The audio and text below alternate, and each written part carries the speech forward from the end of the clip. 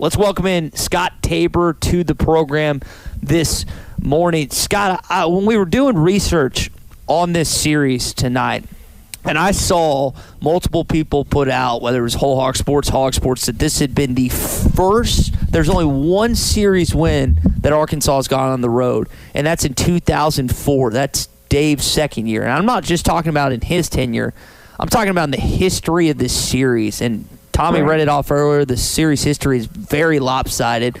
Why do you think LSU baseball has had so much on Arkansas, even as of late? LSU baseball's a great program, and when you play down there at Alex Box Field, it's a tight little place. So they got a new one, but the old one was even smaller. The fans are raucous, and they've always got a good team. It'll be a tough series this weekend. It's going to be a fun one this weekend, no doubt about it. So you didn't play LSU in your conference back when you played them, but I know Texas was the team to beat. Is LSU wise now, Scott? Is that the team that the majority, if not the majority of Arkansas fans or players, is that who they're gunning for at the top of the list to beat every year? I think it was that way for a while. I think Ole Miss has kind of become the rival for Arkansas fans, Arkansas teams and Arkansas fans, just because of, just their arrogance. They're kind of Texas arrogant. LSU was up on that same plane, ability-wise. They've kind of had a down year this year. Nobody got to see how they were going to be last year, but they've got a real young team this year, and the freshmen are grown up now. So this is the end of the season, and they don't play like freshmen. So, but I guess if you could compare, LSU was more A&M, Texas Tech back in the day. They were always a good team, but they weren't hated as much. They weren't hated as much as Texas.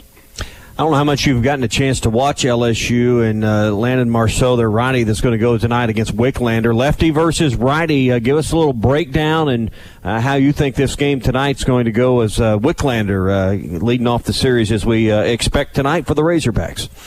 Wicklander's got the talent, and he's finally kind of come around, gotten away from his illness, and he's back. You can almost see the confidence in him when he's on the mound.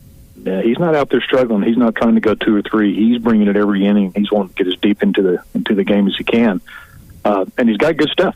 He's got great stuff. And so if we play good, clean baseball, and facing their righty, every team in the SEC has good arms. There's just no week that you don't get a week off. There's no midweek games through the SEC. So it'll just be us, and it doesn't matter if we face a lefty or a righty. We've got switch hitters. We've got enough. Dave's done a great job of building a lineup to where facing a lefty versus a righty isn't really going to matter. So I think we'll be fine as far as hitting the ball. We just have to kind of get through the first time through the lineup, and it seems like the second time through the lineup we kind of pick some things up and put the ball in play a little bit more. So it should be an interesting matchup tonight. Peyton Payette going to go in the second game. Arkansas has not announced a starter for the third, but you watched how Caleb Bolden did. You think about Lyle Lockhart, obviously. Would this also maybe be a spot? We know Connor Nolan's on the path and to returning. Is this a spot? There's only one midweek game left. How would you return him to action? Long relief? How would you handle Connor Nolan and getting him back into the rotation? Not seeing him throw in the bullpen, they get to see him throw in the bullpen during the week, and so if he's got his stuff, if he's back, his velocity's back, breaking stuff's back, command of his pitches, I could see him being the first out of the pen in long relief, coming in trying to get to the copper nail, get the cops to come nail the game down. That's just what everybody wants to do. Before it was Wiggins, and now it's Cops. He's the guy. And so I could see them bring him in, coming in, throwing the 5th and 6th or part of the 6th and 7th, and or seeing how long they could stretch him to those middle part of the game. Scott, this Clay, what makes Dave Van Horn and his team so good on the road? I think it's the demeanor and the confidence, and I think Dave has always instilled, even as a player, he was there, his only year was my senior year, and he was like a long-tailed cat in a room full of rocking chairs most of the time, walking around second base, kicking the dirt, and ready to get on with everything. But as a coach, his demeanor, he understands that every game every game is important. Really, every win is just a point. You're trying to get more points than the other guys. And so there's not too many highs and too many lows. You kind of want to stay in between. There's going to be games you're great. There's going to be games you're just horrible. And so they average. That's why you play an all season. You have an average out. And so I think the team has picked up on that, and they know for a fact, and they've proven to themselves over and over and over that they're never out of a game. They have enough pitching to come in. If one guy's not getting it done, another guy can come in and hold them. And as hitters, they know that if they're not getting it done, the guy behind them will get it done. And so they've proven that to themselves. It's not just, on paper, hey, we got a lot of good guys. They've proven to themselves that they can be down a little bit and then finally get to the other guy and get to the other pitcher and come back and score some runs. So you watching basketball, the last 2 minutes, the ability of a Eddie Sutton or Nolan Richardson or Eric Musselman that just owns that last 2 minutes.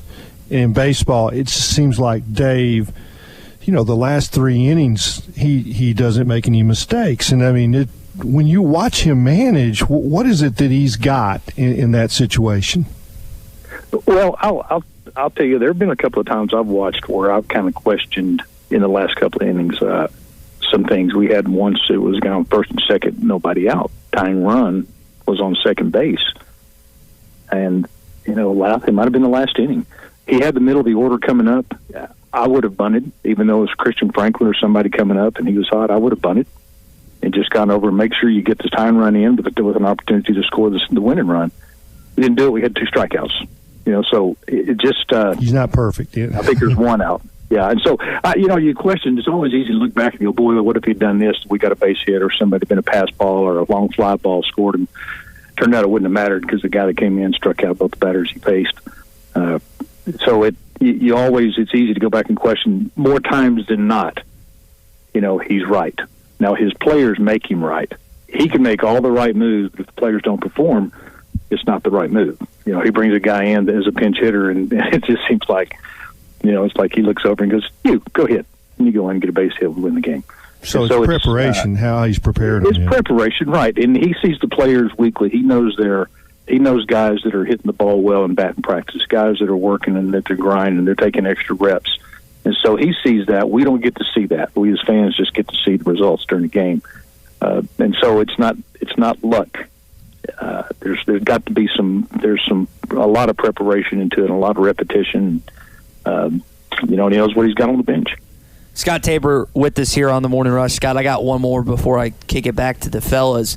We're talking about Kevin Kopps and Kumar Rocker earlier this week. Now, I don't know when you differentiate a closer versus starter. We know that Kumar's probably going to go number 1 overall in this upcoming draft. Who is the SEC pitcher of the year based on what you've watched this season? Can Clay? No, I guess Clay won't qualify. It's really hard to not look at the 2 Vanderbilt guys, and so those guys are just so dominant week in and week out. And they go so deep in the game. They're not trying to get 2 or 3 in there and then get to the bullpen. They're there for the duration. And if they get rocked a little bit, they got some relievers to come in. Arkansas' situation is not that way. And it's hard to compare starters versus relievers. They should really be differentiated, because the reliever's role, you come in and you're coming in with guys on base. You may come in with bases loaded, or the tie and run on second and nobody out, and so you can't be picky. You can't nitpick and pitch around a guy or try to get a ball to hit you got to come right at them and have some good stuff. And I'll tell you, Kevin Kopps.